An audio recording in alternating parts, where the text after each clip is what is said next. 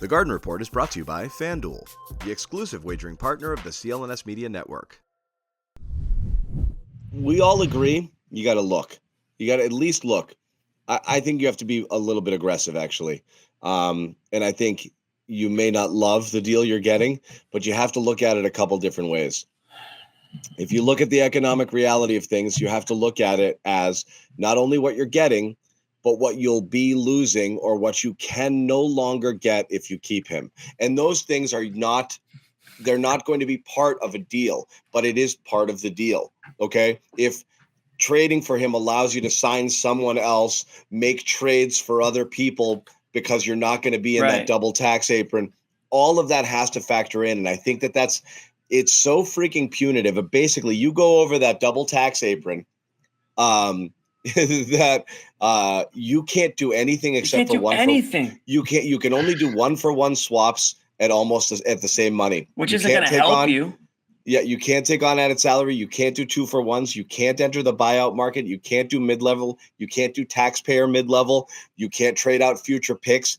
They're literally trying to kill you. Like they just don't want Golden State Clippers and these friggin', super ridiculous billionaires just doing whatever they want with impunity. And the Celtics are being caught up in the wash here. So since we all agree we're gonna think about it. Let's throw out some stuff that's been either thrown out on the internet by some people, or we kind of just piece together based on some chatter, and tell us if you like it or don't like it. The number one thing we've talked about, the proposed Blazers trade, kind of floated by Kevin O'Connor. I saw this on one other site as well. In order to make money work, O'Connor had mentioned Simons and that number 3 pick. Nasir Little would kind of round that out. I saw somebody else kind of throwing that in there for Jaylen Brown. This is an interesting one that we've debated already on the show, but I'm just going to go once around the horn here and get a sense of whether or not this is something that people would be at all interested in. Who goes first? Me. You. Josue. I don't love it. I think it'll be more. We need to see it again. It'd be more so about the. See it again? The pick. Well, no, I shouldn't say that. I think it would be. This is my favorite. Everyone's gonna hate it.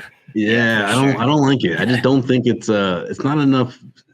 Not enough security for you to think that this team can build off of that in a quicker than another trade, right? I'm just not crazy about these guys. I mean, the pick is huge. It puts themselves in a good position to get a guy that's going to be around for a while, someone that they can build with. But I'm not crazy about Simons and putting him in that position. And Little's a good piece, but it just doesn't do it for me.